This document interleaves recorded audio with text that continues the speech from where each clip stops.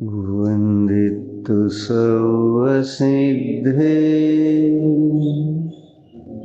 ध्रुवमचलमनोवमं गदिं पत्ते गच्छामि समयपाहुड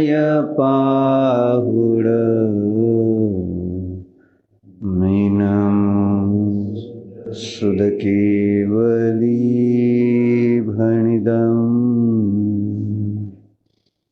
नमः समयसाराय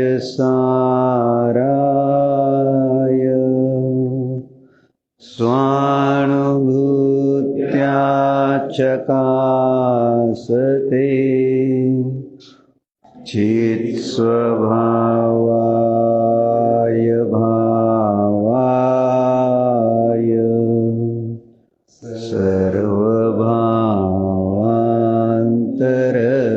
सर्वभावान्तरच्छिदे। नमस्तु नमस्तु। कुंदकुंदाचार्य विरचित समयसार. चर्चा काय चालली आपली? स्वभाव किती श्रेष्ठ आहे.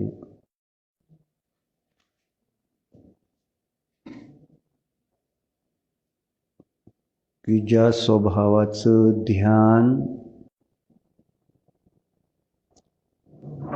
ज्यांचं आपण ध्यान करतो ते करत असतात.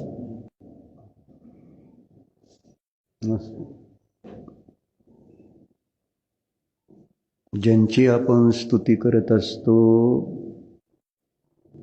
त्याची स्तुती,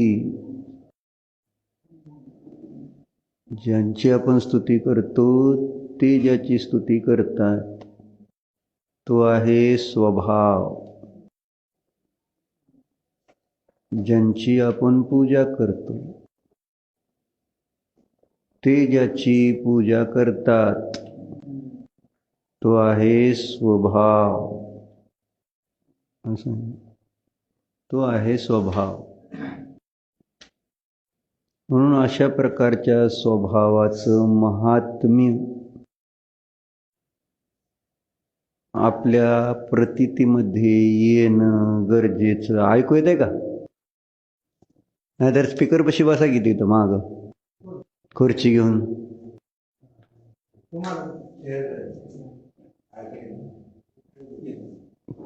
खुर्चीत बसा की तिथं.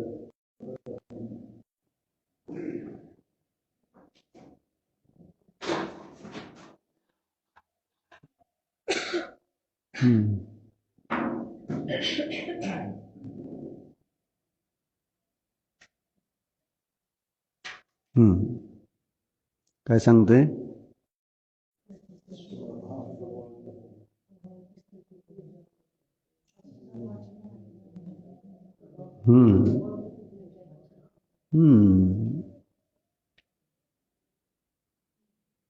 त्या स्वभावाला इथं कुंदकुंदाचार्य समयसारमध्ये सांगायला निघालेले आहे. मग त्या स्वभावाची माहिती घेण्यासाठी आपल्यामध्ये त्या स्वभावासंबंधी जिज्ञासा किती असली पाहिजे.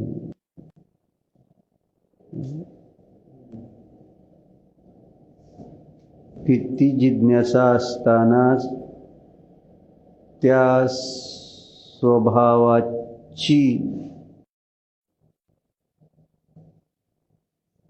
प्रतीती येण्यासाठी सहज ज्यांना तो स्वभाव प्राप्त झाला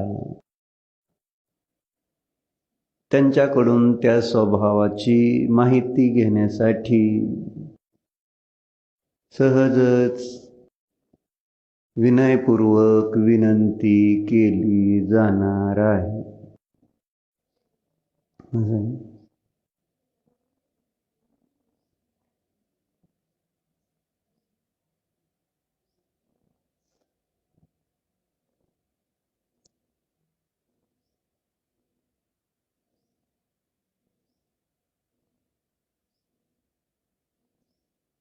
आज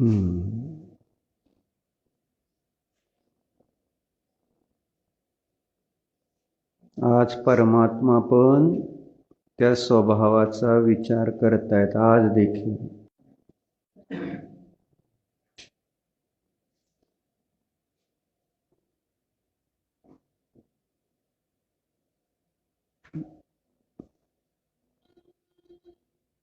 प्रवचनसारमध्ये ती चर्चा घेतली.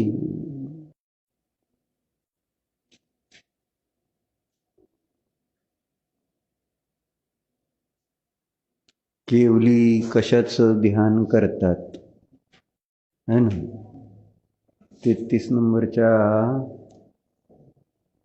गाथेमध्ये ती चर्चा घेतली.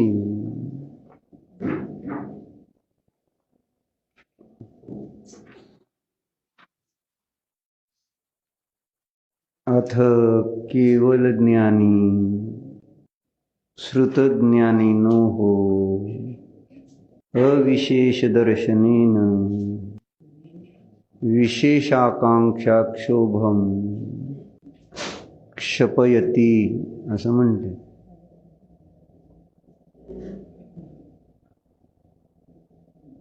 अब केवल ज्ञानी को और 33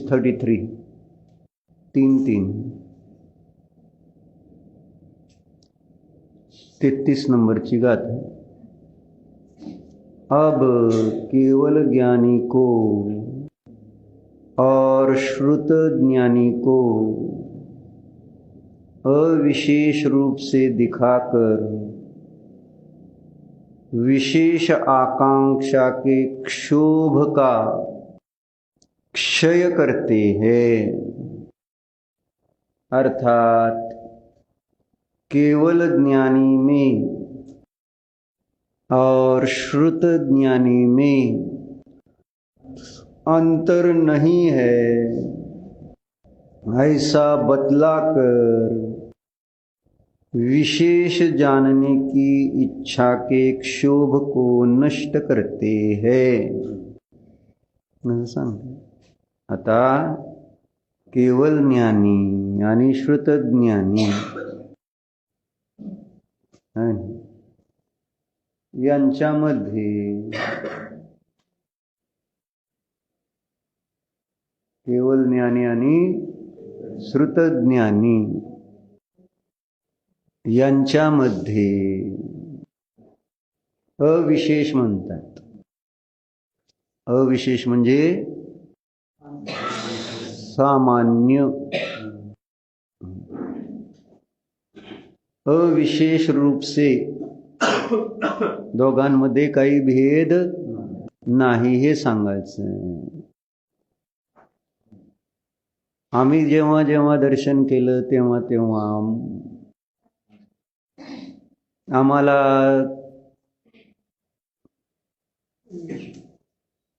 आजपर्यंत विशेषता कधी भासित झाली नाही आणि म्हणून आपण केवल ज्ञानी झालो नाही. सरळ गणित असं आहे.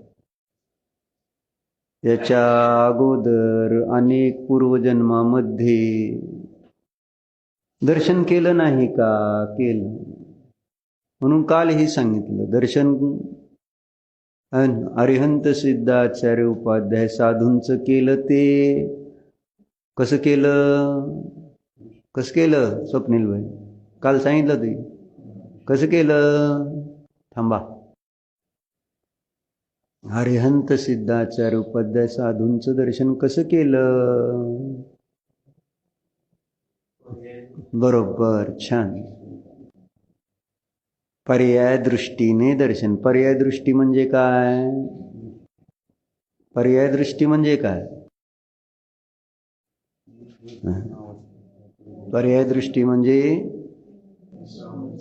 द्रव्याच्या ज्या अवस्था आहेत त्या अवस्थेला आपल्या दृष्टीमध्ये घेऊन त्या अवस्थेकडून त्या वस्तूला पाहणं, जाणणं, त्याला म्हणायचं पर्याय दृष्टी अवस्था.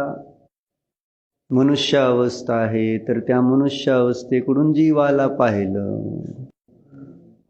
तिर्यंच्या अवस्था आहे तर तिर्यंच्या अवस्थेकडून जीवाला पाहिलं.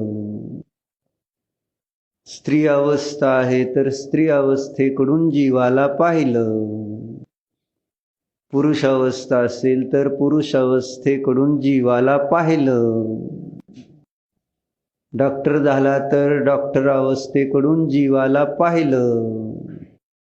इंजिनियर झाला तर इंजिनियर अवस्थेकडून जीवाला पाहिलं. पाहिलं जातंय जीवाला, परंतु कसं पाहिलं जातं? अवस्थेकडून पाहिलं जातं. अवस्था.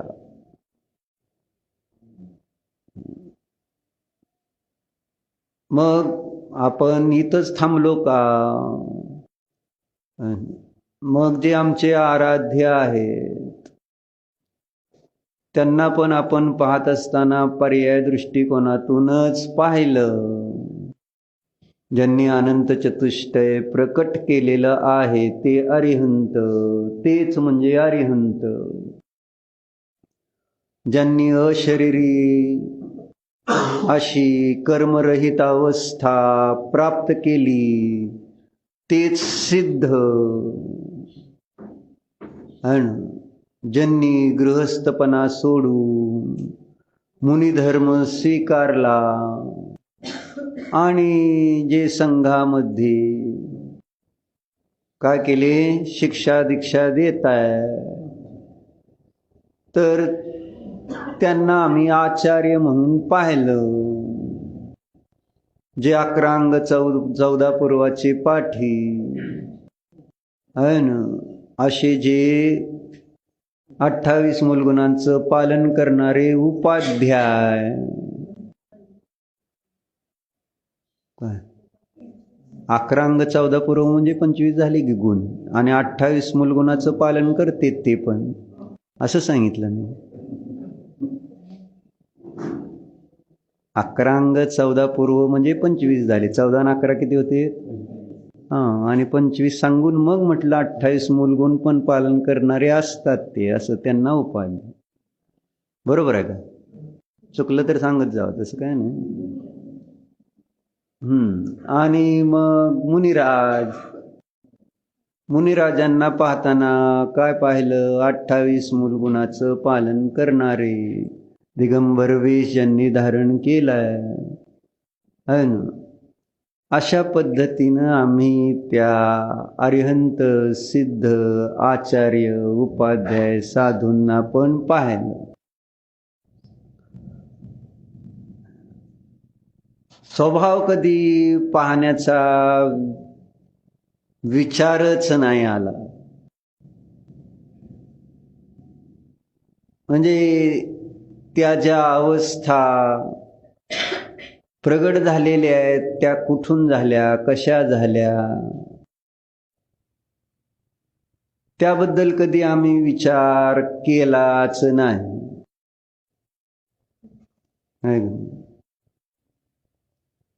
आम्हाला जेवढं दिसलं, म्हटलं ना, ओळख करून दिली जाते अवस्थेकडूनच. कारण आपल्याला ओळखण्याचं साधन ते आहे. अवस्था या काय? ओळखण्याचं स्थूल चिन्ह आहे, बाह्य चिन्ह आहे.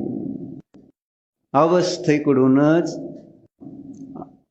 आपण त्या वस्तूला ओळखतो.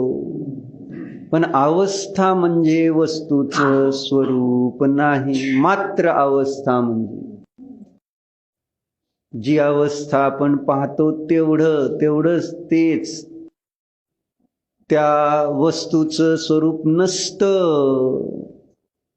आणि म्हणून महाराजांनी प्रत्येक चार्ट बनवत असताना वस्तू आहे ना, पर्यायाकडून पाहिली जात असताना पर्यायामधल्या द्रव्याची पण दृष्टी आहे ना, द्रव्याची पण दृष्टी कशी करायची हे दाखवून दिलं. गुणस्थान पाहिले तर गुणस्थान म्हणजे पर्याय आहे ना. पण पर्यायार्थिक नयानेच गुणस्थान पाहिली, द्रव्यार्थिक नयाने पाहिली नाही, आहे ना. पहिलं गुणस्थान, दुसरं, तिसरं, चौथं. मग ही गुणस्थान म्हणजे अवस्था आहेत, आहे ना. अवस्था आहेत. वस्तू कशी आहे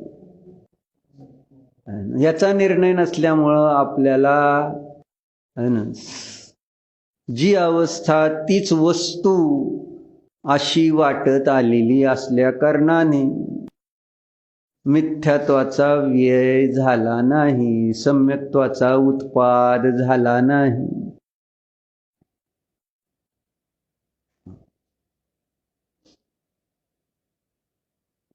गुणस्थान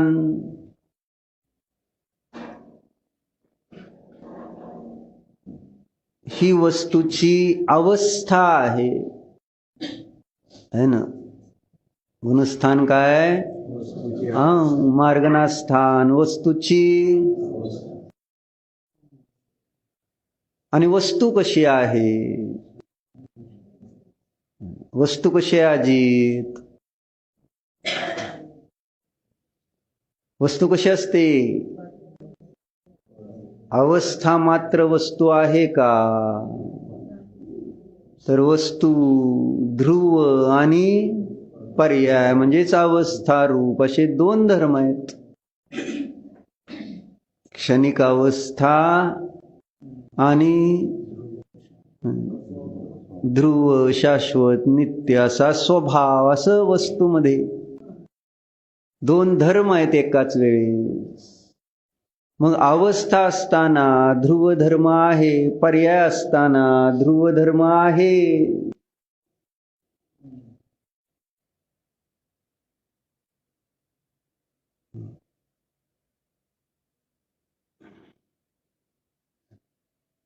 आचार्यांनी असं का लिहिलं असा कधी प्रश्न आला का आपल्याला?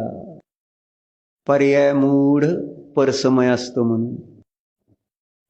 ध्रुव मूढ परसमय असतो असं का नाही म्हटलं?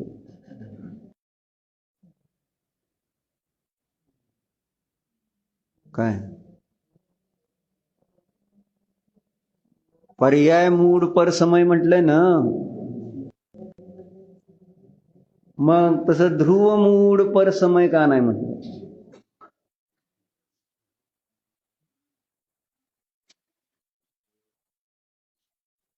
पर्याय मूढताच ही ध्रुव मूढता आहे, कारण पर्यायाला ध्रुव समजलाय. आता त्याच्यातले अनेक अँगल्स आहेत ध्रुव मूढते संबंध. जी अवस्था असते त्या अवस्थेलाच तर आपण ध्रुव समजून बसलेलो नाही आहोत काय? पर्यायालाच तर ध्रुव मानलंय आज आपण सगळ्यांनी, म्हणून तर अडचणीत आहोत. पर्याय मूढता म्हणजे फक्त पर्याय संबंधी अज्ञान आहे असं नाही, तर पर्यायाला द्रव्य समजलं म्हणजे द्रव्यासंबंधी ध्रुवासंबंधीच अज्ञान आहे ना. संपूर्ण द्रव्य आपण बौद्ध मतानुयायी प्रमाणे क्षणिकच समजून बसलो नाही. ध्रुव किंवा क्षणिकच काय, आणि क्षणिकालाच ध्रुव समजून बसलो. हे बौद्धांनी क्षणिक मानलं, पण क्षणिक सर्वथा त्या द्रव्याला क्षणिकच समजून बसलो. त्याच्यातला ध्रुव धर्म जो शाश्वत आहे, नित्य आहे, त्याला पण अध्रुव अनित्य समजून बसतो. अथवा पर्यायाला ध्रुव समजून बसतो. दोन्ही चुका घडतात. एक चूक झाली तर दुसरी चूक तिथं आहेच. पर्यायाला ध्रुव मानलं याचा अर्थ ध्रुवाला पर्याय मानलं. दोन्ही गोष्टी झाल्या ना तिथं.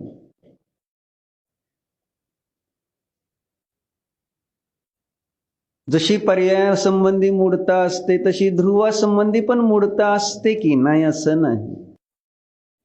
दोन्ही धर्म आहेत तर दोन्ही धर्मांसंबंधी मूढता आहे. याचाच विस्तार देवागम स्तोत्रमध्ये समंतभद्र आचार्यांनी केलाय. आहे ना, जी अनेकांतात्मक वस्तू आहे ना, ती अनेकांतात्मक वस्तू म्हणजे परस्पर विरोधी धर्माने सहित आहे. मग त्याच्यातला एक धर्माचा एकांत करणारे आहे ना, त्या एकांत केल्याने येणारे दोष, त्याची 10 अध्यायामध्ये चर्चा केली. वस्तू समजून घ्यायची, देव समजून घ्यायचे तर देवागम स्तोत्र वाचावं लागेल. चांगल्या प्रकारे ते तिथं आचार्य समंतभद्रांनी सांगितलंय. त्याचा विस्तार विद्यानंद आचार्यांनी केलेला आहे अष्टसहस्रीच्या मध्ये.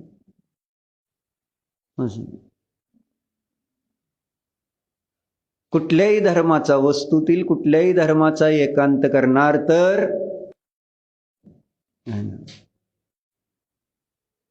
मिथ्यात्वाचाच प्रसंग येणार असं आहे ते. आणि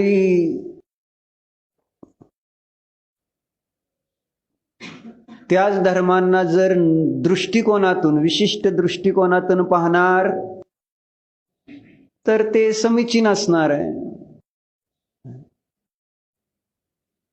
म्हणून 24 दोहे सांगितल्यानंतर ती चर्चा परमात्मा प्रकाशमध्ये योगेंदू देवानी घेतली बरं का.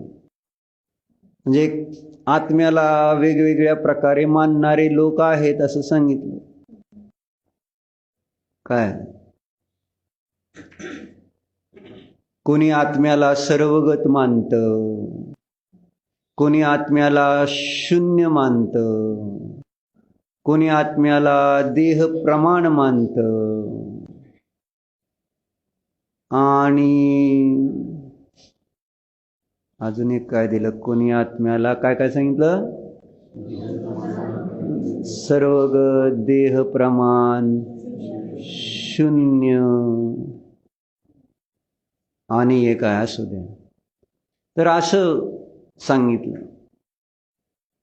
मग जेव्हा त्या विषयांना एकांताने मानलं गेलं तर ते मिथ्या आहे. पण आपण जेव्हा त्याच गोष्टी नयाने पाहतो तर ते सर्वगतता घटते केवळ ज्ञानाच्या अपेक्षेने, आहे ना. शून्यता पण घटित होते परद्रव्याचा आपल्यामध्ये अभाव असल्याने, आहे ना. आणि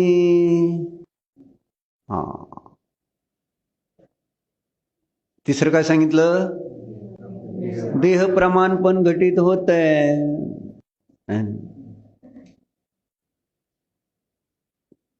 कसं घटित होतं देह प्रमाण, नामकर्माच्या अभावामध्ये सिद्ध पर्याया जीव तिथं जे अंतिम शरीराच्या किंचित न्यून आकारवाले दिसतात म्हणून देह प्रमाण घटित होतं. आणि चौथं सांगितलंय, कोणी आत्म्याला जड मानतो. आपण पण आत्म्याला जड मानलेलं आहे असं त्यांनी तिथं दिलं. जड म्हटल्यानंतर प्रश्न येईल, बाकी आता 3 तर कळले. जडचं काय, तर तो अभ्यास तुमचा. तुम्हाला तर जिज्ञासा राहू देत ना की का आत्म्याला सर्वगत म्हणतायत, कोणी आत्म्याला शून्य मानतायत, कोणी आत्म्याला देह प्रमाण मानतात, तर कोणी. मग नयाने पाहिले तर हे सगळे बरोबर आहेत.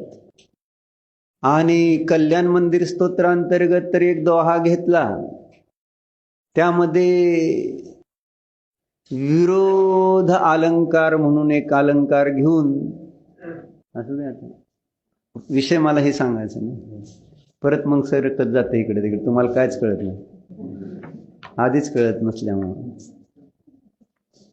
असू द्या, निदान ओळख. आपल्याकडे एवढे ग्रंथ आहेत, एवढे स्तोत्र आहेत, एवढं असं काय लिहिलंय, तुम्ही थोडंच वाचणार आहे. 530 पान आहे.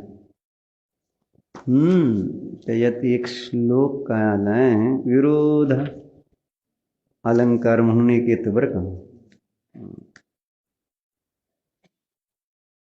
हम्म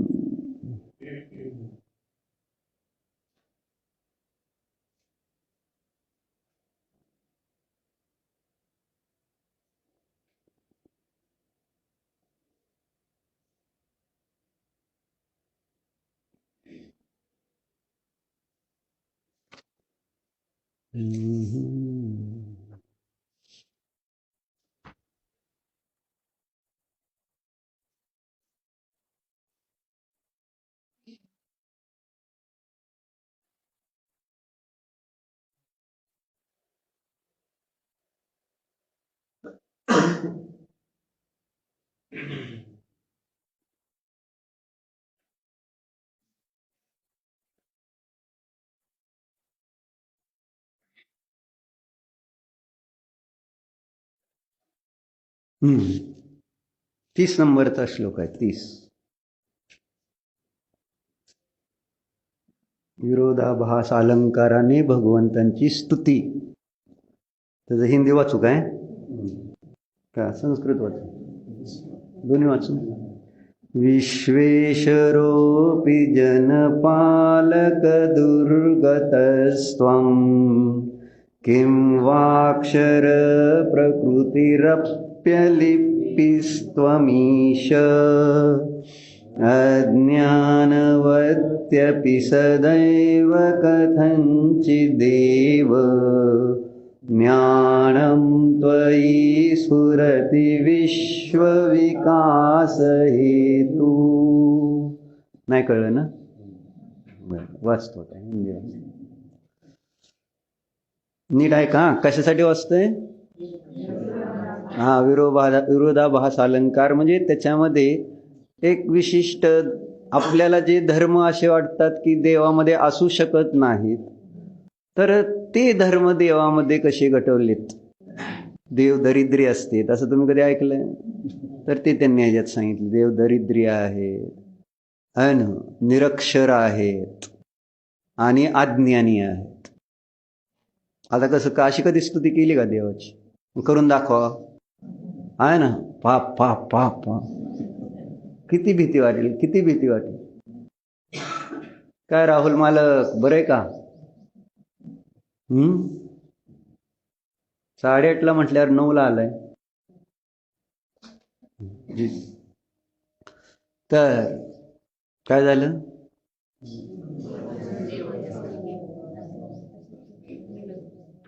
देवाची स्तुती अशी आपल्याकडून केली जाऊ शकते का? है ना, हे देव आपण दरिद्री आहात बघा जाऊन एकदा म्हणून जीभ उचलते का? कसं शक्य आहे? कसं शक्य आहे? हे देव तुम्ही अज्ञानी आहात असं म्हणून दाखवा तुम्ही देवाला. म्हणजे तुम्हाला नीट कळला नाही धर्म असा अर्थ होईल. हो, असा अर्थ होणार नाही का मला सांगा? कारण अनेकांत असताना आणि अभिप्राय तुमचे वीतराग असतील तर काही बोललं तरी चुकणार नाही. अभिप्रायामध्ये वीतरागता ठेवून जेव्हा काही एखादं वक्तव्य केलं जातं त्यावेळेस तिथं त्याच्या पाठीमागे भाव आहे ना, विरुद्ध नसतो. हा सरळ सरळ अर्थ आहे. मग आपल्यामध्ये काय डॉक्टर, वीतरागता आली का नाही आली? आली तर मग आपल्याला अज्ञानी देवाला म्हणायला यायला पाहिजे का नाही? तुम्ही म्हणूच शकणार नाही, म्हणूच शकणार नाही. मग ते आता वाचतो हे दिलेले ह्या 30 नंबरच्या श्लोकामध्ये. काय विजू काकी तुम्ही याचं स्पष्टीकरण करायचंय आपलं, तुम्हाला सांगून ठेवलं. म्हणजे मला लय कळलं नाही म्हणून, बाकी काय नाही. वाचू हिंदी वाचू का एकदा संस्कृत परत वाचू? नको.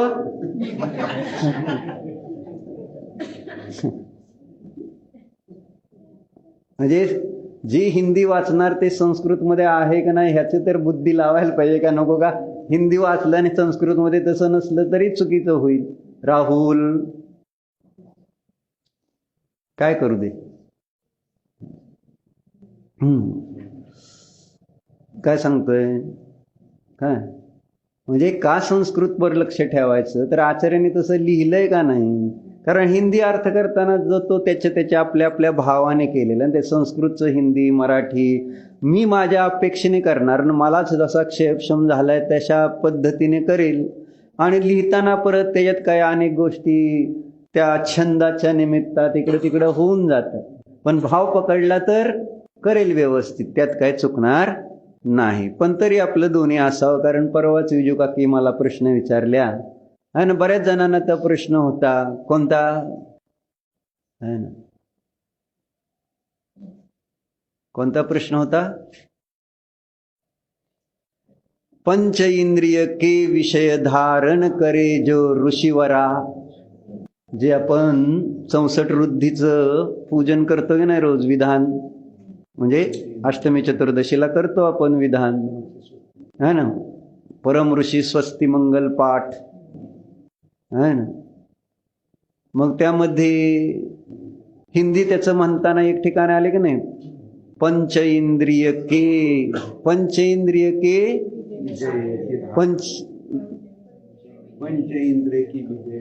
पंचेंद्रिय के विजय जो धारण करे ऋषीवरा असं सांगितलं तिथे. आणि मी काय म्हणलं पंचेंद्रिय के विषय. मग हा विजय का विषय, विजय पण तिथं विषय पाहिजे असं म्हणतो. आता तुम्ही म्हणाला असं कसं काय, संस्कृत वाचायचं त्याच्यासाठी म्हणून संस्कृत आहे ना. म्हणजे ऍक्च्युली तिथं वृद्धीची चर्चा चाललेली आहे. 5 इंद्रियाचा विजय तर सामान्य 28 मूलगुणांचे धारण करणारे साधे मुनी सुद्धा असू शकतात.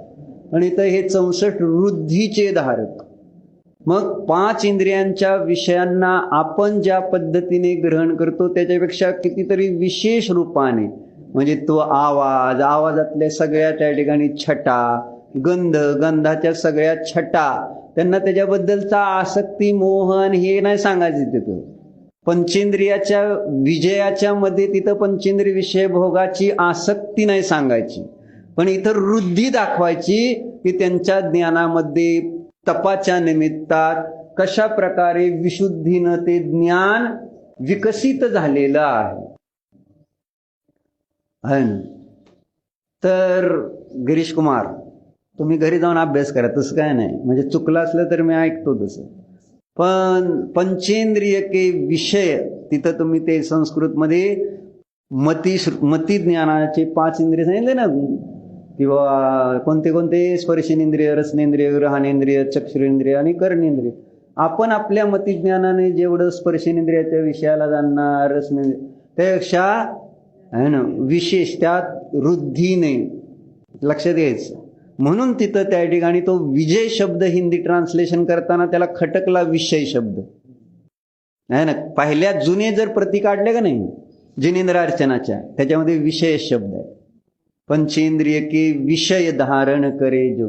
पण पुढं कोणीतरी एखादा अध्यात्माचा शहाणा, अरे पंचेंद्रिय के विषय कसं, मुनिराज पंचेंद्रियाच्या विषयाला धारण करतात काय, उलट लिहिलं हे. म्हणून त्यांनी विषय काढून विजय शब्द केला, बाकी काय नाही. विजय काका ऐकू येत आहे ना.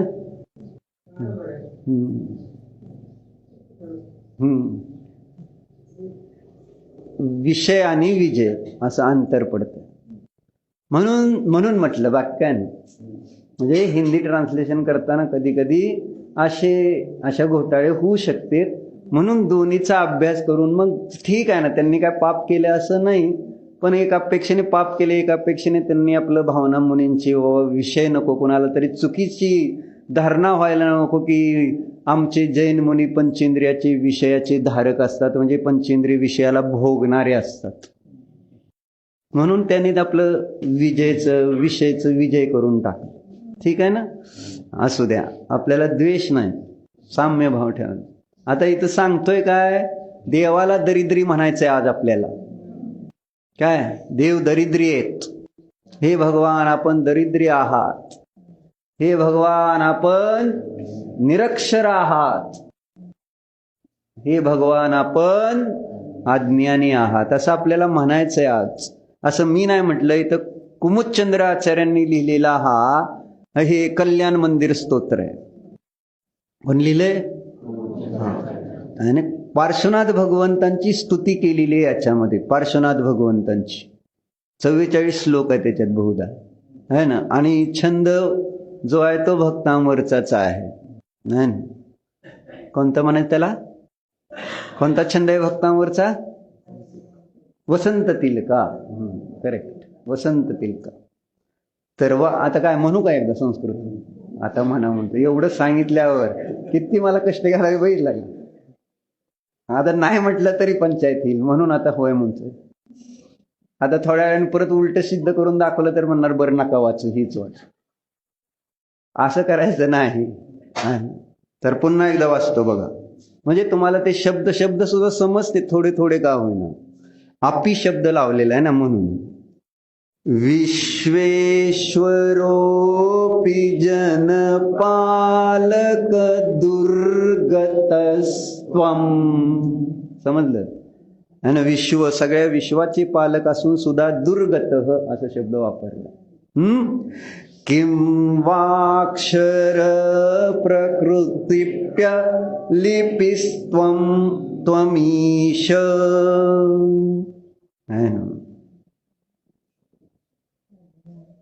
अक्षर असताना सुद्धा त्यांनी त्या ठिकाणी तुम्ही काहीच लिहिलेलं नाही, निरक्षर आहात असं म्हटलेलं आहे. तुमचं स्वरूप अक्षर सांगितलेलं आहे. महावीर आपलं भगवंतांचं एक धर्म अक्षर आहे ना.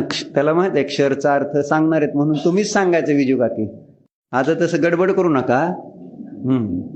आणि आता तिसरं, अज्ञानवत्यपि सदैव कथंचिदेव.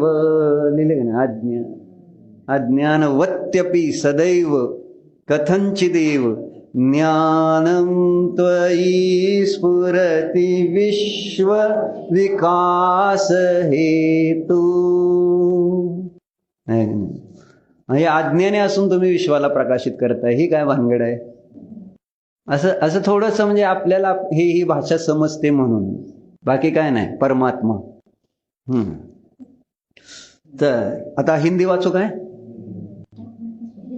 होय म्हण की आता तर काय. जगनायक जगपालक होकर तुम कहलाते दुर्गत क्यों. यद्यपि अक्षरमय स्वभाव है तो फिर अलिखित अक्षत क्यों. ज्ञान झलकता सदा आप में फिर क्यों कहलाते अनजान. स्वपर प्रकाशक अज्ञ जनों को हे प्रभु तुम ही सूर्य समान. कळले का? नाही कळलं? अजून एकदा म्हणूया. बरं असतं बरं वाटतं वाक्यानं. जगनायक जगपालक होकर तुम कहलाते दुर्गत क्यों. यद्यपि अक्षरमय स्वभाव है तो फिर अलिखित अक्षत क्यों. ज्ञान झलकता सदा आप में फिर क्यों कहलाते अनजान.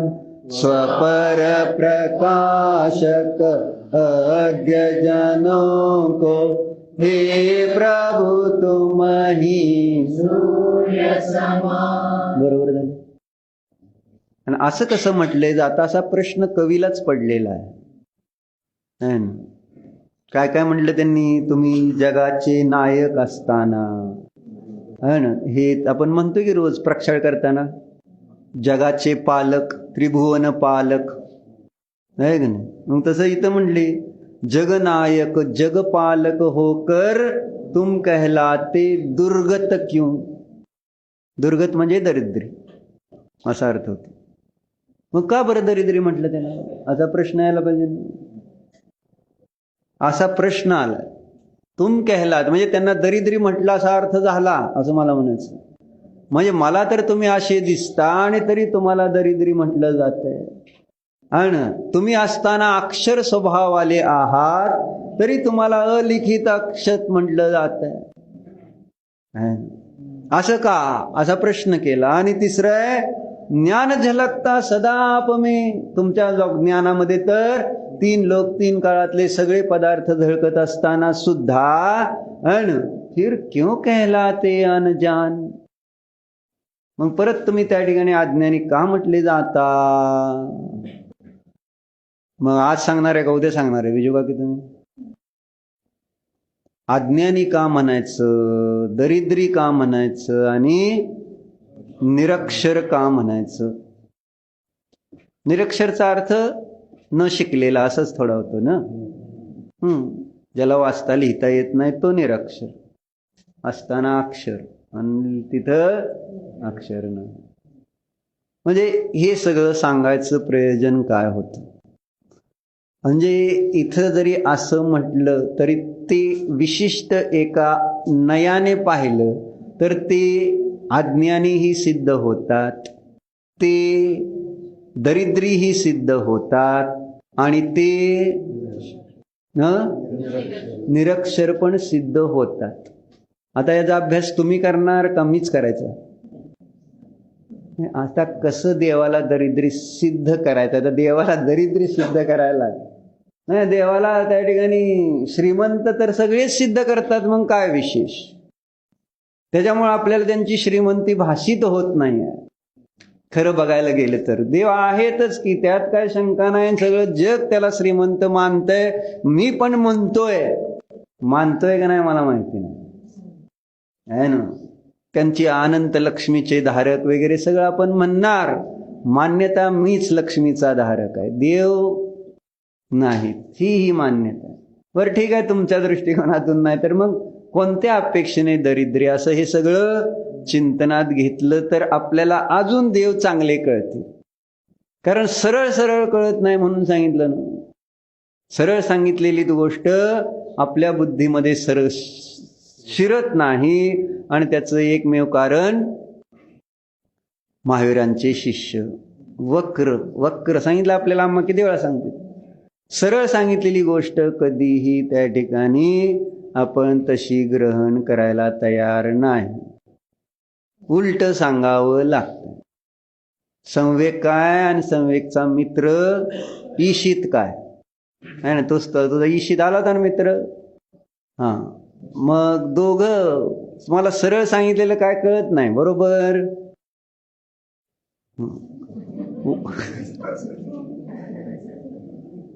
उलट सांगावं लागतं सगळं. टीव्ही चालू करू नको म्हटल्यावर चालू करणार का नाही. हो म्हणते.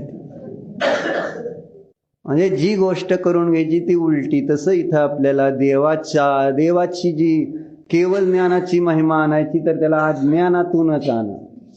केवळ ज्ञानाचं ते त्या ठिकाणी लक्ष्मी वैभव ते समजून घ्यायचं तर त्यांना दरिद्री बनवून बघा. म्हणजे या पद्धतीने आम्ही देवाकडे कुठंतरी जरा पाहायला लागलो तर आम्हाला देव समजून घ्यायचंय. ह्याच्यासाठी चाललेली चर्चा. कशासाठी चालली. समजून घेण्याच्या हेतूने चाललेली आहे. इथं काय आपल्याला निंदा वगैरे करायचा इथं आहे ना. स्तुती आहे, ही स्तुती आहे. निंदा स्तुती अलंकार म्हणते त्याला. निंदेच्या द्वारे स्तुती असे श्लोक विषपहार आदीमध्ये पण येतात. नाही असं नाही. एक सिस्टीम आहे कला स्थिती कवीची की ज्या माध्यमातून ते स्तुतीच करायची पण है ना. की ज्यामुळे आपल्याला असं वाटलं असं कसं ह्याद्वारे कशी स्तुती म्हणजे आपला अजून उपयोग फोकस होतो. असं त्यांना तुम्हाला मी सांगतोय की ते केवळ ज्ञानाचं वैभव आहे तर तुमचं लक्ष गेलं का. जायचंय का, जाईल का. आणि दरिद्री म्हटल्यानंतर तुमचं लक्ष किती गेलं. कसं काय दरिद्री आता सुरू झाली का नाही डोक्यामध्ये. हे केवळ ज्ञानी म्हटल्यानंतर तुम्ही कसं काय केवळ ज्ञानी म्हणून कधी विचार करा ना, बरं केवळ ज्ञानी असतील. अशा पद्धतीने आमची ही आहे क्रिया. म्हणून काय चर्चा कशावरून निघाली होती की भगवंतांमध्ये ना वस्तूमध्ये अनेक परस्पर विरोधी धर्म असतात, परंतु कुठल्या तरी एका धर्माचा काय केला, एकांत केला तर ते चुकीचं आहे. म्हणून दोन्ही धर्माचा एकांत. चर्चा कुठून निघाली होती सांगा बरं स्वप्नील भाई? करेक्ट आहे, बरोबर लक्ष ठेवलं. पर्याय मूढ आणि ध्रुव मूढ दोन प्रकारची मूढता. आपल्याला शास्त्रात प्राय सगळीकडे हेच दिलेलं मिळतंय की पज्जय मूढा ही परसमया हे परिचित आहे सगळीकडं, जिकडं तिकडं चर्चा. पर्याय म्हणजे अवस्था, आणि त्या अवस्थेसंबंधीचीच मूढता, आणि त्यालाच परसमय, मिथ्यादृष्टी, अज्ञानी असं म्हटलं जातंय. ध्रुवाच्या मूढतेबद्दल का नाही म्हटलं जात? असा कधी प्रश्न येतो काय पटवा डॉक्टर? नसते काय? ध्रुवासंबंधी मूढता नसते काय? जशी पर्याय संबंधी मूढता आहे. म्हणून आचार्याने तिथं दिलंय मोहाचं चर्चा करताना, स्वरूप स्वभाव सांगताना आहे ना, 83 नंबर गाथा आहे बहुधा, त्यामध्ये त्यांनी सांगितलं की मोहाचा स्वभाव काय, मोहाची भूमिका काय, म्हणजे प्रकार काय. मग त्यामध्ये त्यांनी ते सांगितलं, द्रव्य, गुण आणि पर्याय या संबंधीची मूढता. म्हणजे स्वद्रव्याला परद्रव्य रूप पाहणे, परद्रव्याला स्वद्रव्य रूप पाहणे, आणि स्वगुणांना परगुण रूप पाहणे, परगुणांना स्वगुण रूप पाहणे, परपर्यायांना स्वपर्याय रूप पाहणे, आणि स्वपर्यायांना परपर्याय रूप पाहणे, ही द्रव्य गुण पर्याय संबंधी मूढता. मग तिथं फक्त पर्याय संबंधी नाही म्हटलं, गुणासंबंधी पण घेतली आणि द्रव्यासंबंधी पण मूढता असते हे सांगायचं. मग पर्यायाचीच मूढता का म्हटलं? कारण आम्ही इंद्रिय ज्ञानी जीव, त्या इंद्रिय ज्ञानाद्वारे जे आम्हाला समजतं ती फक्त आणि फक्त पर्याय, आणि म्हणून आपण त्या पर्यायाला पाहून तेच द्रव्याचं स्वरूप एकांताने मानून बसतो, आणि सगळे एकदम स्थूल स्थूल, जसं सोन्याची आहे ना एक अवस्था, कोणती? लॉकेट अवस्था. मग आपण ते सोनं नाही पाहिलं, आपण सोनं नाही, लॉकेट आहे ना. आणि मग ते लॉकेट जेव्हा त्या ठिकाणी काय केलं, मोडलं, आणि दुसरं त्याच्यातून बांगडी वगैरे केली गेली, तर मग तो दुःखी होतो ज्याचं लॉकेट आहे तो, आणि ज्याला ते बांगडी दिसली तो सुखी झाला आहे ना. कारण त्याने पण सोनं नाही पाहिलं, बांगडीच पाहिली. अडचण ही आहे, कधी आपण सामान्य पाहायला तयार नाही आहोत. आपल्याला आपल्या दृष्टिकोनाने, म्हणजे इंद्रियामध्ये जे काही पकडीत येतं इंद्रिय ज्ञानाने, ते पर्यायच पकडीत येतात. म्हणून मी मलाच नव्हे तर मी धर्म पण सगळा पर्यायानेच पकडतो आहे. लक्षात घ्या, कर्णाणी योग, चरणाणी योग, प्रथमानी योग, हे अनुयोग पण मी आहे ना. द्रव्यानुयोगामध्ये तर थोडंफार अध्यात्मात आलं तर कुठंतरी थोडं ध्रुव दृष्टीची चर्चा होते, पण जेव्हा कर्णाणी योग, चरणाणी योग, प्रथमानी योग वाचले जातात, कुठून वाचले जातात? आणि सर्वथा पर्यायाकडूनच वाचले जातात. मग आपल्यामध्ये आणि त्या अन्य बौद्ध आदी ज्यांनी केवळ पर्याय मात्र वस्तू मानली, काय फरक राहणार? म्हणून महाराजांचं किती दृष्टिकोन, म्हणजे किती दृष्टी जबरदस्त होती की बरोबर त्या कर्णाणी योगाच्या विषयामध्ये पण दोन्ही धर्म, चरणाणी योगाच्या विषयामध्ये पण दोन्ही धर्म, आणि म्हणजे महाराजांची दृष्टी म्हणजे काय, महाराजांनी जे पूर्वी दिलेलं शास्त्रात त्याच्यातूनच तो दृष्टिकोन विशेष रूपाने आमच्या समोर व्यक्त केला. चार्टच्या माध्यमातून वस्तूकडे पाहण्याचे दोन दृष्टिकोन असतात. म्हणून कर्णाणी योग वाचणारे सगळे कुठून वाचणार? गुणस्थान, मार्गणस्थान, जीवस्थान, सगळे कर्म, कर्माच्या निमित्तात उपशम, क्षयक्षयक्षम, दशकरण वगैरे हे सगळं तिकडं अरे आहे नाही म्हणत नाही. पण हे सगळं कशाच्या बेसवर चाललंय? त्याच्यासाठी एक आधारभूत वस्तू पाहिजे. त्यावेळेस हे सगळं गुणस्थान, मार्गस्थान, जीवस्थान, कर्म, कर्माचे दशकरण वगैरे सगळे हे काहीतरी मूळ वस्तू पाहिजे. सोनं असेल तर मग ते एक लॉकेट, कडं आदी बनेल. पण सोनंच नाही तर लॉकेट, कडं कशाचं? बिना काही वस्तू देता सामान्याशिवाय विशेष कुठून असणार? सामान्य काहीतरी पाहिजे. मग सामान्यच दाखवलं नाही गेलं आणि त्यामुळे त्या विशेषामध्येच जसं पर्यायामध्ये अज्ञानी जीव आहे ना मूळ असतात, मग धर्मक्षेत्रामध्ये येऊन थोडा त्याचा अभ्यास करतात, पण तिथं पण पर्यायाचं चिंतन करून त्याच्या संबंधीच मूळ राहतात आहे ना. आणि मग देवामध्ये आपल्यामध्ये कधीही समानता त्याला दिसायला तयार नाही, समानता पाहायची तयारी नाही. देवाने आपण सारखे नाही का? सुमित कुमार, देव आपण सारखे आहे का नाही? नाही नाही म्हणतो. आहे का? आहे का नाही? आहे आहे. कसं काय तुला कळलं आहे? बोलायचं नसतं, हे अनुभवायचं असतं. बोलले की विषय संपतो, तो अनुभवायला येत नाही. हे मी सांगतो. द्रव्यदृष्टीचा विषय जो आहे ना, तो आपण शिकल्यानंतर त्याची प्रतीती जर केली नाही तर तो क्षयक्षम आपल्याला घातक ठरणार. कारण आपल्याला असं वाटणार की मला तर आता कळले द्रव्यदृष्टीने मी भगवान आहे. आता काय करायचं? आता काय नाही करायचं, आता पाप करायचं.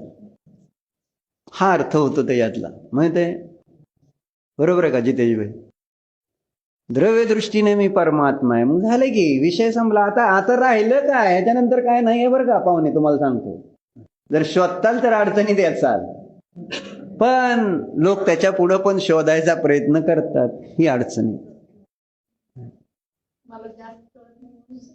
तुमच्यासाठी नाही चाललं, तुमच्यासाठी नाही. एक सामान्य चर्चा झाली, तुमच्यासाठी काय नाही स्पेशल, आपले कोणा प्रायव्हेट काय नाही, एक सामान्य चर्चा चाललेली. अभिप्राय काय की परमात्मा द्रव्यदृष्टीने मी आणि परमात्मा अगोदर हे मला पटलं कुणाचं सुमीचं की नाही आम्ही एक असूच शकत नाही. हे पक्क पाहिजे अगोदर. उल्हास नाही एक नाही, ते देवच की मी कसा देव? असा प्रश्न बरोबर आहे. म्हणजे ही म्हणजे देवाला देव पण द्यायला पाहिजे ना अगोदर. देवाला देव पण नाही दिलं तर मग आपल्याला देवत्व येणार कसं? ते देवाचं देवत्व जेव्हा समजेल तर मग त्या ठिकाणी त्या कार्यानुसार कारणाचा निर्णय होतो. कार्याचा निर्णय नसेल तर कारणाचा निर्णय होत नाही. म्हणून पहिल्यांदा तेच परमात्मा, मी नाही. कारण मी म्हटलं ना, पहिल्यांदा मी पकडतोय पर्याय, मी द्रव्य पकडतच नाही. मग पर्याय पकडल्यामुळं देव आणि मी वेगवेगळे आहे असं सिद्ध होत आहे ना. आणि मग तुम्हाला सांगायला लागलो किंवा देवाचं वैभव असं असतं तसं असतं, सगळं असं ऐकल्यानंतर आहे ना पर्याय मूळ जीव काय विचार करतो, बाबा हे आपल्याला तर शक्य नाही. काय उद्या तुम्ही शास्त्र सांगताय का सुमित मालक? काय आता काय म्हटलं अशक्य नाही. काय झालं ना शक्य नाही? तुम्ही सांगता, कोणी मान्य करणार नाही, मला शक्य नाही ते. पर्यायाला धरून बसलो ना, हो मला आमचं काम नाही. हे काय? हे तुमचं काम नाही राहुल, मला कोणाचं काम आहे? म्हणजे तुम्ही सगळ्यांनी हे पक्क केलं की नाही, हे आमचं काम नाही. शास्त्र सांगणं काम कोणाचं आहे? पर्याय मूर्ता. म्हणजे तुम्ही माझ्याकडे पाहताना एवढंच पाहिले, हे शास्त्र सांगणारे आणि ह्यांनी शास्त्रच सांगायचं आहे ना, बाकी काय केलं तर चालणार नाही. असं असतं ते. पर्यायाकडे पाहिलं जातं आणि मग आपण समजतोय. मी म्हटलं ना, आपण आपल्या पर्यायाला फिक्स करून टाकलंय. नाही आमचं काम, आम्हाला जमणारच नाही शास्त्र सांगायचं. काय नाही जमल का नाही? बोले सोपसे गप बसतंय ते. मूर्ता नको. तुम्हाला उद्या अरिहंत व्हायचंय, प्रवचन द्यायचंय, माहिती आहे का तुम्हाला गिरीश? आज होतो अरिहंत का उद्या? अरिहंत झाल्यावर प्रवचन करावं लागतं बरं का. तुम्हाला आपलं उभं सांगून ठेवतोय, मग नको बाबा अरिहंतच व्हायला नको. अशी तयारी होईल माहितीये. एखादा असं काय टास्क सांगितलं की मग बाबा आपल्याला ते शक्य नाही. अरिहंत बनायचं तर महाराज व्हावं लागल, मग नको बाबा. हा म्हणजे आपण सोडायला तयार आहे ती पद,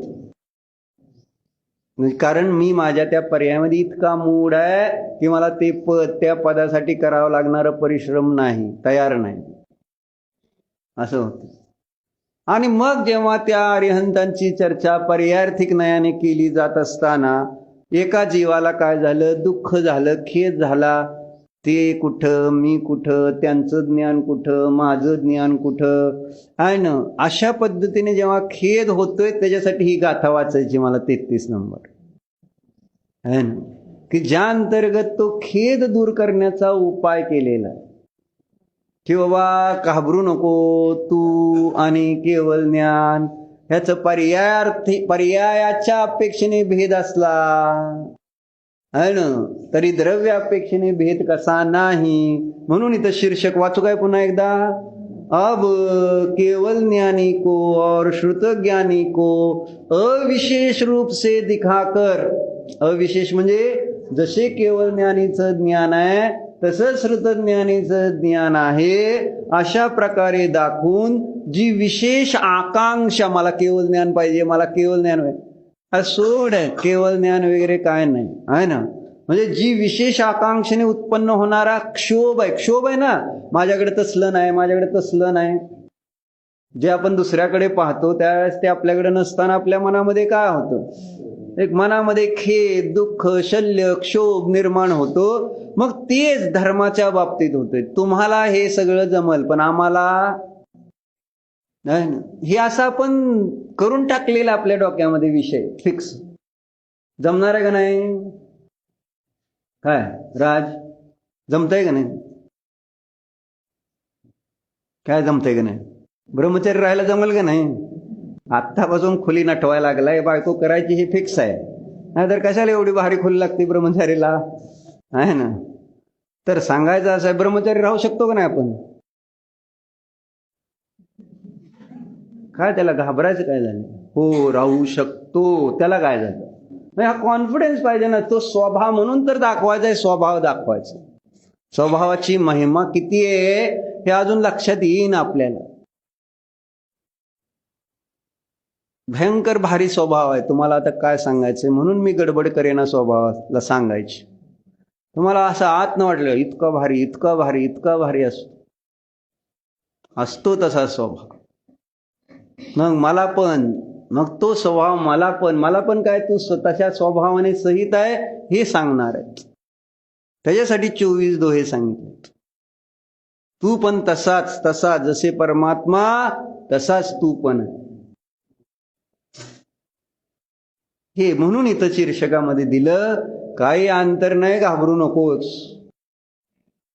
मग ते अंतर कसं संपवलं ती चर्चा नंतर घेऊ. ओम नमः. आणि त्यासाठी उद्याचा अभ्यास काय सांगितलंय तुम्हाला?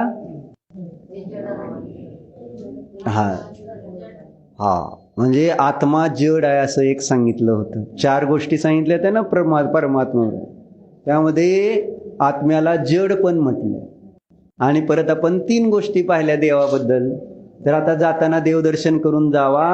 आणि हे देवा तुम्ही दरिद्री आहात असं नको. हा नको नको तर राहिलं आमचं काय नाही. दरिद्री, अज्ञानी आणि निरक्षर. बघा तर काय दिसतंय का पाहुणे. ओम नमः. भो प्रभो मी मनोचन